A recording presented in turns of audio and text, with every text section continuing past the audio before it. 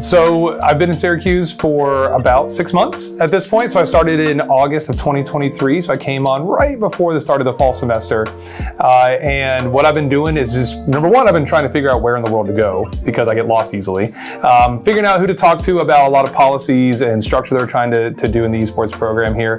But really my job has been to look at the academic plan for the esports major that will launch in the fall of 2024, as well as start structuring the competitive varsity programs for the esports program that we have here to take it from that club level to a varsity level. So I've been writing policies and procedures and trying to develop the structure, making some organizational charts and job responsibilities to help bring in some help to help me run the program on both the academic side as well as the competitive side. And I've also helped with the new facilities that we're bringing to campus. So designing and talking about the equipment that will be available in those, the programming out of those spaces. So really in the last 6 months, my job has been a little bit of everything around the esports program, from facility design to working on the academic major, to designing courses, to doing some research, to traveling and promoting the program, and then building the infrastructure to offer esports at a varsity level, beginning with this semester here, the spring of 2024.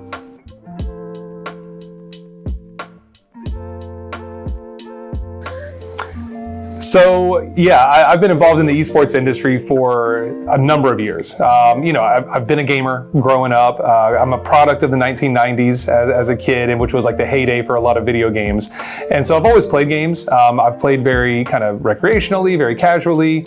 I played socially as well with a lot of my friends during like high school, but I realized that I was actually pretty good at some games. One game in particular I played at a very high level was Halo. This is the first Halo. It's still around in different iterations, but the very first Halo, I was competing at a pretty high level when I was in college. And so I was going to some regional events, small on-campus events at University of Georgia. Nothing really overly structured because it was such a new industry at the time. And I was playing more for fun than to take it seriously as this high level of competition. So I've always played and been around what the esports industry is, but I've also been heavily involved in traditional sports, from the coaching to the team management to playing both at the collegiate and the high school level.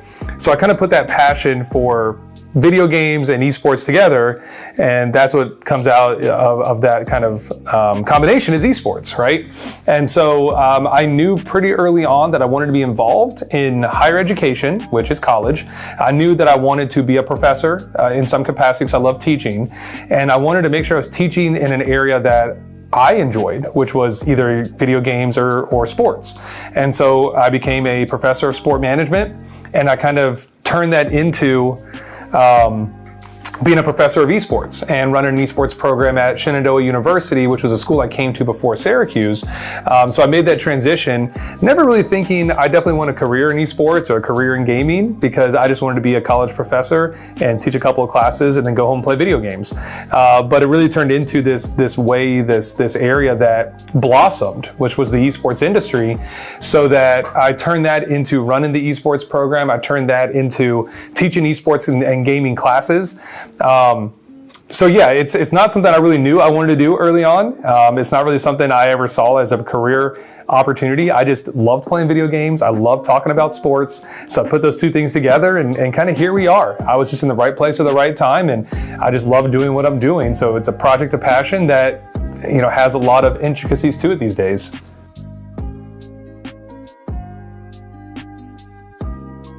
Yeah, really good question about, looking at the differences and the similarities between traditional sports and esports. And it's actually something I taught about in class today.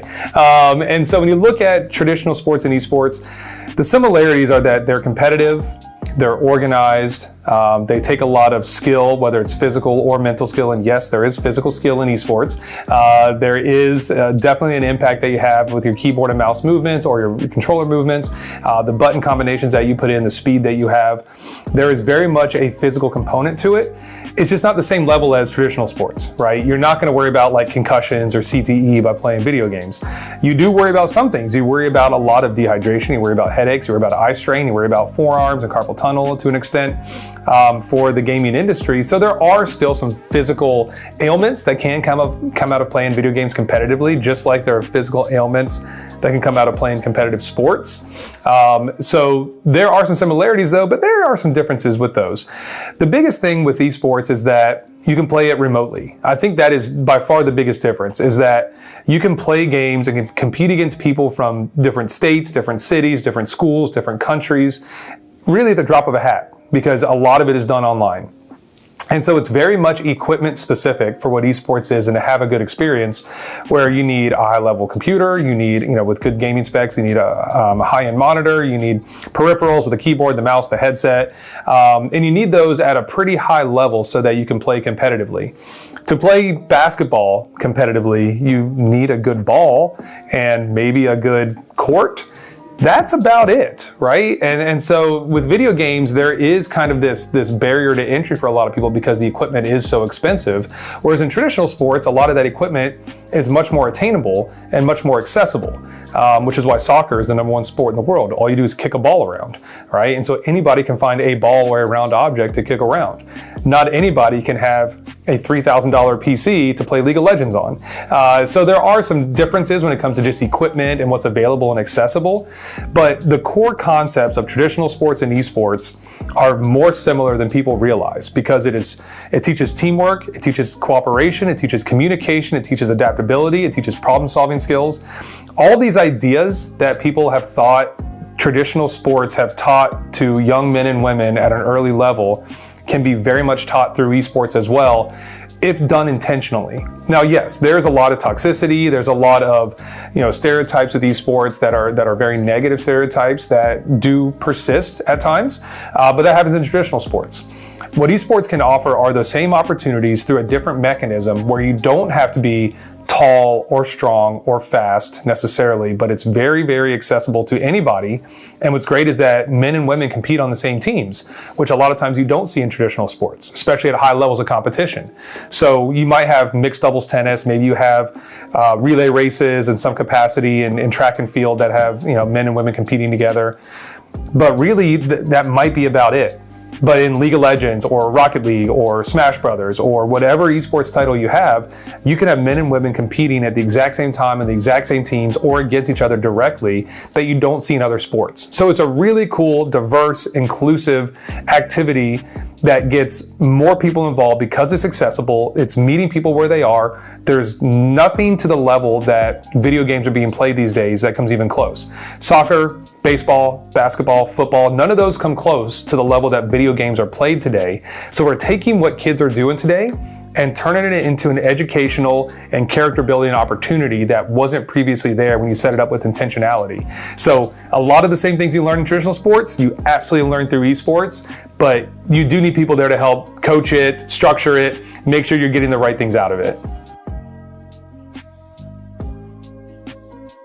Yeah, so I think that esports is growing going forward, right? That's a pretty general blanket statement. Right now, it's no secret that the professional esports space is in what a lot of people are terming esports winter, because a lot of sponsorship dollars are being pulled out of a lot of professional organizations or a lot of tournaments, a lot of events going on. There's not as many sponsorship dollars as there has been over the past 5 years. There's not as much return for a lot of these companies as they were anticipating, which is why they're pulling back a lot of that money.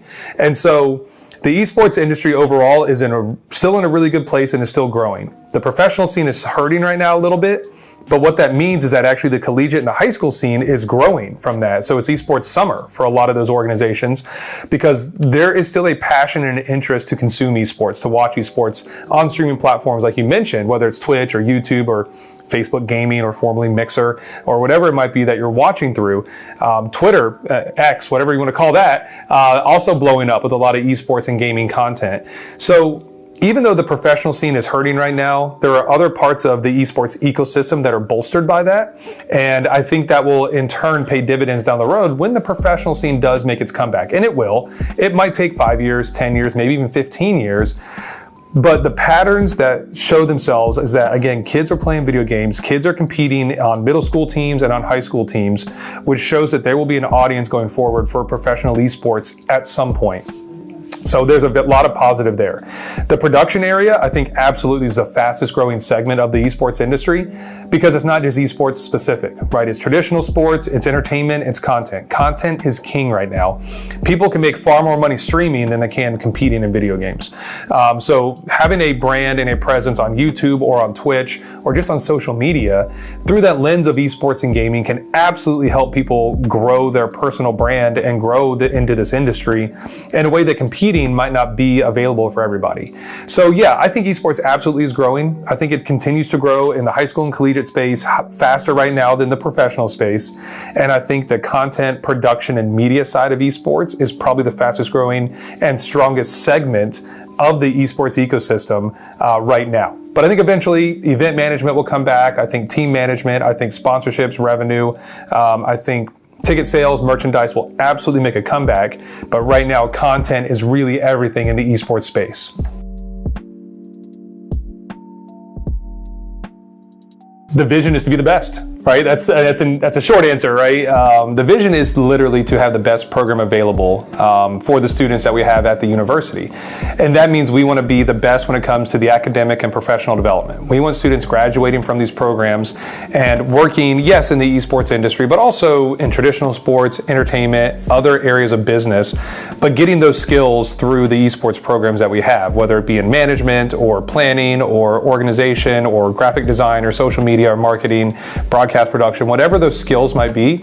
We want to be known for having the best students and alums out there working across different industries through this academic program. So that's on the academic side. We want to be the best professional development.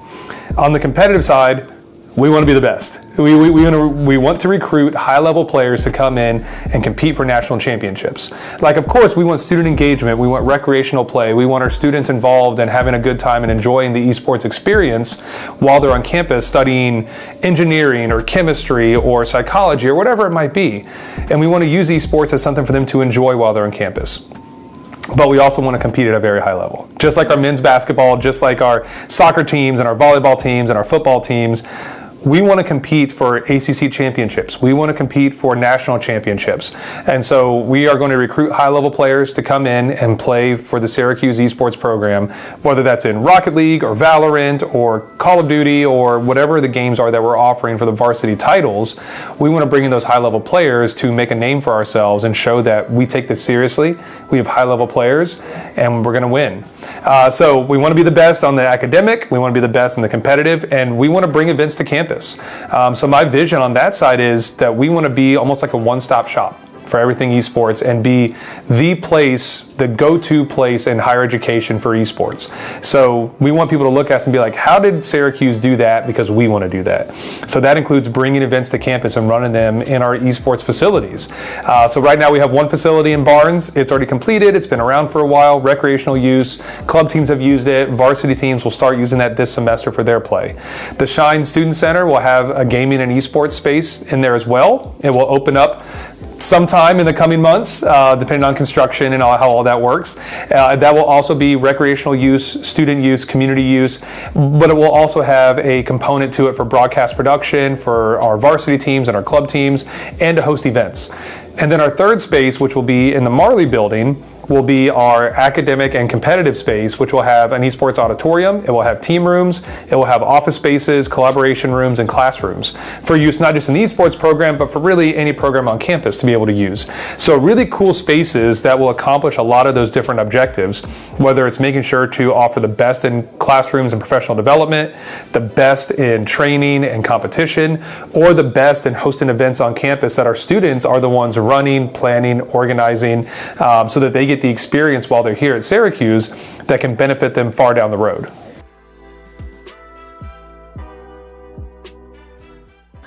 Number one is if they're good, play. You know, we definitely, like I said, want to recruit very high level players. So if they want to be involved, they can compete. And it can be on the varsity teams. It could also be on the JV or the academy training teams, or it could just be on the club teams if they just want to play more casually and recreationally. So that's one way to get involved. we will have a number of opportunities outside of playing and competing for students to be around the program, whether it's working with social media, content creation, graphic design, short form, long form videos, working with Newhouse and the students over in Newhouse as well, and the faculty to run esports productions over there. We'll be producing and broadcasting all of our varsity events on campus starting in the fall when we have the Shine Center open.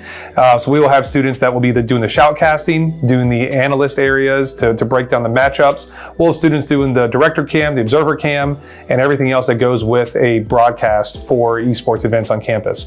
We'll need students to help structure the events, to do the marketing for the events that we're hosting, as well as running off campus. We need tournament organizers or TOs. We need referees for the events that we do. So there's no end to where students can be involved. And if students have an idea, I want them to come to me and say, hey, can we have, I don't know, a nutrition component to the esports program, because I'm involved in nutrition. I love nutrition, but I also love esports and gaming. How do I put those two things together? And then we find a way for them to do that. We find projects or opportunities for them to work on what their area of interest is that we can help them have a beneficial experience out of. And if esports can be this conduit for people to have nutrition or athletic training or, I don't know, music or chemistry, but it related to esports and they have an idea for it, the answer is yes, let's make it happen. So we have opportunities kind of built into the program, but there's no end to the number of opportunities that students can be involved if they have an idea that we haven't even thought of yet. Yeah, lots of opportunities through networking. We're all about that. So bringing events to campus is easy, so students can network with industry professionals or guest speakers, whoever it might be. But we want to send students abroad. We want to send students to New York City, to DC, to Los Angeles. Those are pretty easy. We have good partners in all those areas that students can go work with, whether it's working events or just visiting or shadowing. We're working on internships with companies in each of those locations right now for students to work, whether it's during a semester or during the summer. And then we want students going abroad. A big focus for us is making sure our students get an international experience while they're here. So working with companies in Seoul, South Korea, in London, in the UK, but also in Amsterdam, in the Netherlands. Those are our three biggest partners right now that we are already working on programming with to send students, to bring students here, to do faculty exchanges, to do short-term trips, long-term trips. Those are the three sites that we've identified as the first ones that we'll be hitting, but we're looking to grow those offerings to places in France, in Germany, in Norway, as well as breaking into Ghana, in Africa, looking at Chile and Brazil down in South America. New Zealand and Australia do have pretty good scenes, especially in New Zealand. And then looking at where there might be more opportunities in Asian markets. So looking at Tokyo, I already mentioned South Korea. So we definitely want students getting that international experience because the networking, the international competencies that they can get just by traveling abroad, you can't replace with anything, right? And so we want to make sure that students are learning how to talk to people, learning how to present themselves, learning how to network with professionals, but as well as with peers, doing that internationally, doing that abroad, and then doing that right here in Syracuse, New York as we bring events here. So again, offer as many opportunities as we can, and then we just need students to take advantage of those opportunities.